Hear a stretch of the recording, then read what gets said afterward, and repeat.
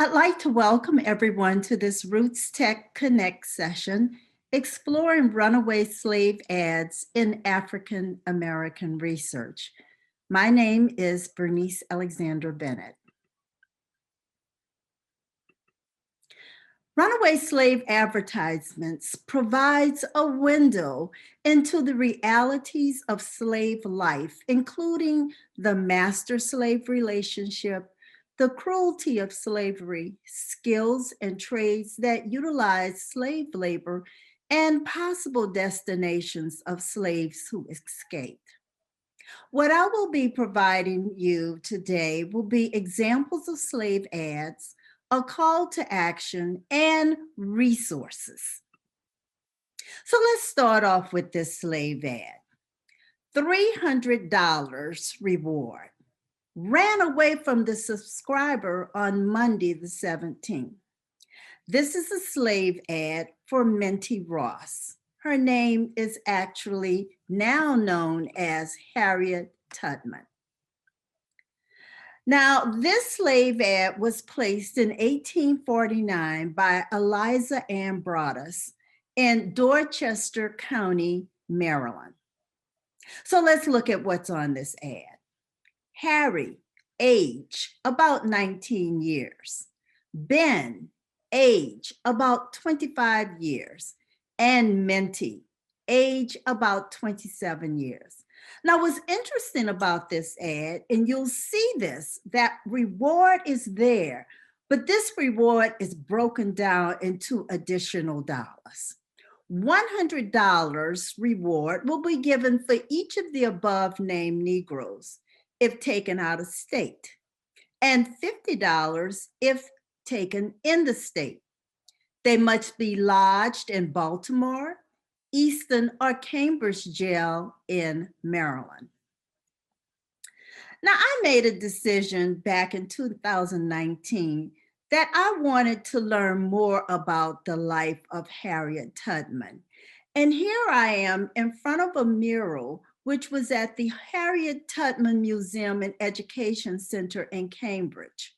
And I decided to put my hand in her hand and just imagine what it was like for enslaved individuals to entrust Harriet Tubman to allow them to follow her into freedom.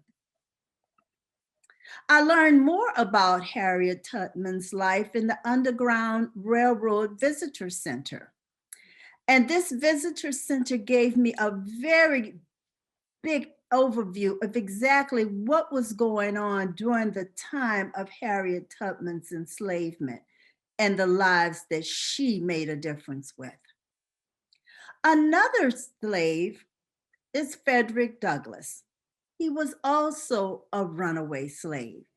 And Frederick Douglass, in his narrative, and he actually wrote his narrative, The Life of Frederick Douglass, an American Slave, in 1845. And there's a section in his book where he's talking about how much he wanted to learn to read.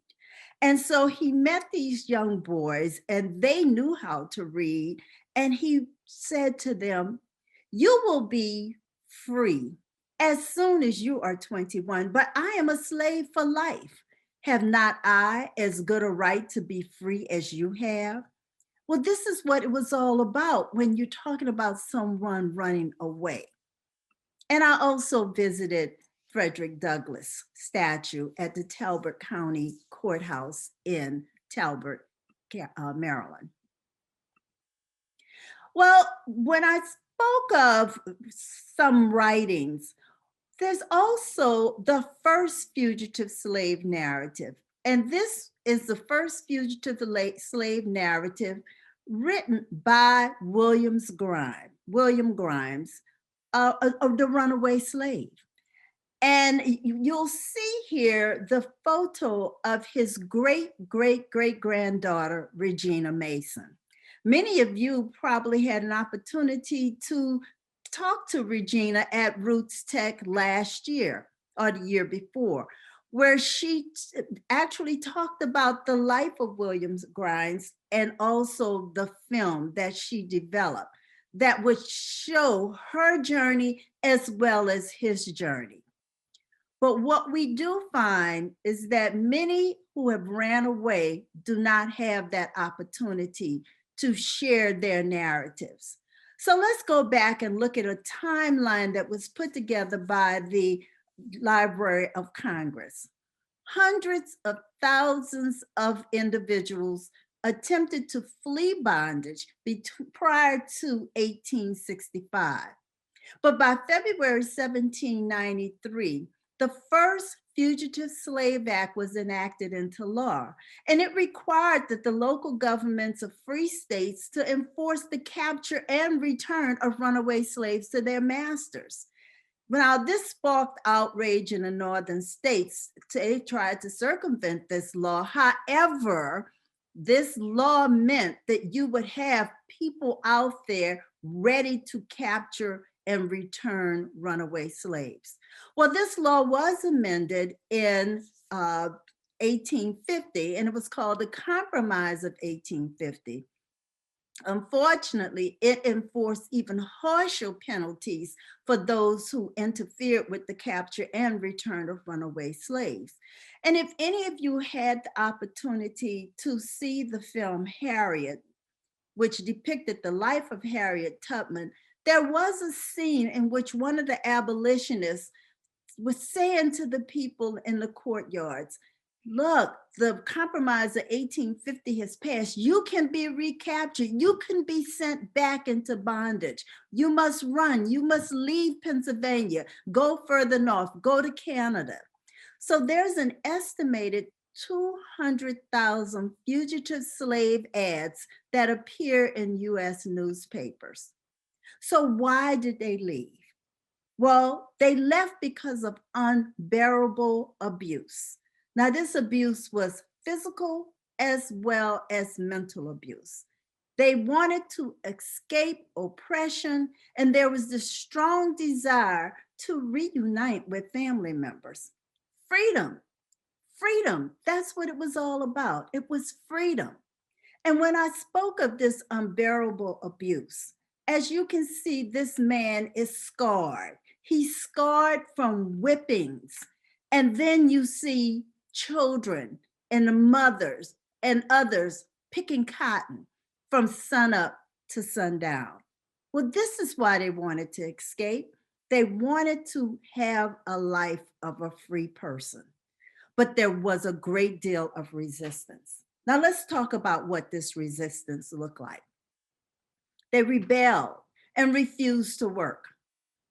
The enslaved slowed down work on the jobs. They deliberately broke tools and pretended not to understand a command and ran away, because this is what it was all about. They ran away. So where did they go?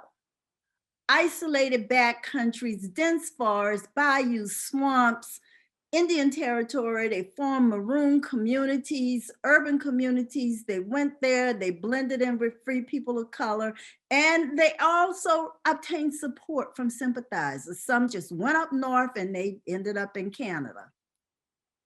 So this is what it looks like. Slave ads everywhere, because people were running away. The enslaved wanted freedom. So let's take a look at this ad. Now, this ad is one that I want you to really look at. What do you see? The first heading, runaway slave. Where did he run away from? The plantation of M. Rankin Brothers, the parish of St. Charles, and this is Louisiana. What is his name? Isaac. Age, 30 years. Other descriptors, well, he's 5 feet, 4.5 inches high by American measures. His front teeth are high and divided. He has a scanty beard and short forehead and large eyes. Well, it is supposed that he was enticed away by a white man and that he keeps himself about the flatboat landing. What else do you see? A reward of $10 will be paid to whomever will bring back the said slave to his master, or lodge him in jail of this city. F.A. Blanc. So what else do we know? Well, look at this ad. $20 reward will be paid for the delivery of a Negro man. So what do we know about this Negro man? First of all, he's 30 years old. He's 6 feet 1 inches tall. We know his name. It's Adam. What else did Adam do? He plays a Negro's instrument of the music called a banjo. He was also a carpenter and had some of his carpenter tools. He's also subject to intoxication. So we already know about the music, but what else did we see? Well, first of all, he was raised in Virginia.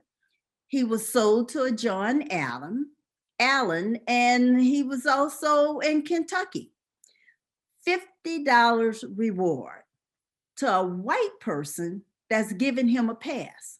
So it's not just the $20 reward for the runaway, but also they're looking for the white person that gave him a pass. And the person that put this ad in the paper was Austin Peay, and this was in South Carolina. Another ad. Now, all ads won't, at the top, you'll see a reward. This particular ad made it very clear they had already captured him. He was brought to jail. But what is his name? Edmund. How tall is he? 5 feet, 3 or 4 inches high, light complexion, between 21 and 23 years, and weighs about 155 pounds. And he has a small scar on his upper lip. Now, each of these ads had to give a description, because you have slave catchers, you have people out there looking, and they have the information, they have the articles of which they know what they're looking for. The owner is Daniel Roundtree. And the ad, which is put in here by the jailer, C.H. Goodman, is telling him, you come forward, you pay the charges, and you take him away. If you don't take him away, he will be dealt with according to the law. Okay, so let's look at this ad. Now, this is another ad of which I want you all to pay close attention to. $50 reward. But this is not for one person. You see multiple people on this one ad. Jack and Abram, age 30. Daniel, age 24. Judy, age 32. Phyllis, Judy's daughter, and John, Judy's son. Now, what's interesting about this ad is that you are looking at a family. You are looking at a family. And they break the money down, which is very interesting with this ad. $30 will be paid for the apprehension of Jack and Abram, $10 for Daniel, and $10 for Judy and her 2 children. The application is to be made to Peter Manigault, and these slaves belong to Miss H.A. Drayton, and this is in South Carolina. One more ad, and this is a runaway slave ad. First thing that you see at the top, $20 reward for the apprehension and delivery to the undersigned or any of the city jails of Boy Dan. Now, Boy Dan is age 40 years old. Okay, I want you to understand this. They say Boy Dan, which is what they usually refer to, even if they were adults, as boy. He's 5 feet 6 inches high, and he's a dark color. And this is by Henry McGuine, and he's located the corner of Julia Street, corner Magnolia Basin. Anyway, this is New Orleans. Now, I have one more ad that I found to be very interesting. And this is a slightly different type of ad, but let me just see if I can get you all to understand what's going on here. Taken up by J.B. Rivas, and committed to the jail before William P. Cannon, who was the Justice of the Peace. Now, this is in Liberty County, state of Texas, on the 29th day of October last. 2 Negro boys of the following names. 1, a yellow boy, medium complexion, medium size, and he calls himself Byron. And he says that he was raised a house servant and he worked in hotels and steamboats. The other is dark complexioned, calls himself Frank, and is of a small stature. Now, the boys claim to be the property of Dr. J.B. Barnes of Mobile, Alabama, for which place they ran away 2 months ago. The owner said Boys is requested to come forward, prove ownership, pay the charges, and take them away. And this was posted on November the 5th, 1855 by the jailer, C. Bryan of Liberty. Now, what's interesting about this ad is because there's an addendum to this. On November the 26th, 1855, additional information was posted. Well, since the above was published, I have learned that the Negroes do not belong to Dr. Barnes. The one who gave his name as Frank now says that it's Anthony. And Byron says he was called by the French in Opelousas boy, at least Bob. One now says he is the property of Theophore Lamy, and the other the property of Albert Dijon. And this is in the town of Opelousas. So what you will see is that you'll find people in different states. So let's see where we can go from here. Well, first of all, I want to go over some resources for you. And this is a research guide from the Library of Congress. Fugitive slave ads and their topics in chronicling America. Now, what they recommend is that you can explore the topic of fugitive slave ads by searching for the following or using the following strategies. First of all, you can use the following phrases: fugitive, mulatto, Negro, runaway, reward, runaway, slave, and subscriber. Now, the term subscriber is found in many of the ads, and it refers to the person that's placing the ad. And then you should narrow your search between 1789 and 1865.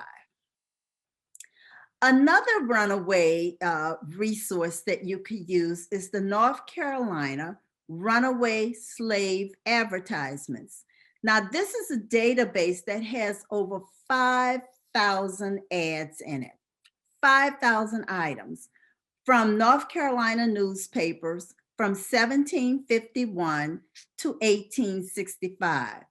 And you'll get a very good idea of the various types of ads in this paper. And you can search by date, and you can also search by county or residence. And so it's important for you to recognize that this is a very valuable addition to the slave ad research.